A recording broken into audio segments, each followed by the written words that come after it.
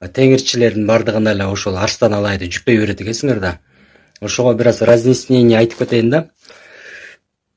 Негизи Арстан Алай бул Теңир Кудайга ишенген эмес. Бул биринчиден. Экинчиден ал өзү мечит салып намаз окуган. Арстан Алай. То есть ал мусулман болгон. Анан силер бизге жүктөй бербегиле Арстан Алайды. Теңир Кудайга ишенген адамдардын арасына жүктөй бербегиле да. Ал биздики эмес, ал силердики. Ал силердин что намаз окуган, мечит салган нарында. Туурабы? Ал мусулмандардан чыккан адам пускай там өзүңөр чечкиле ал проблеманы. Бизге жүктөбөгүлө. Арбак ыраазы болбосо тириктин иши жүрбөйт деп ошол сөздөрдү сүйлөгөн үчүн эле мени теңирчи деп алды да.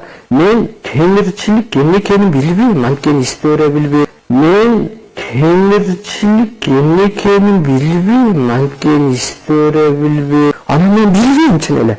Теңирчиликти дин кылып алуу деп чыккандын арасында да жок. Мен наоборот каршымын да. Кантип мындай болот депчи бул. Мен ошого каршымын, урушуп жүрөбүз.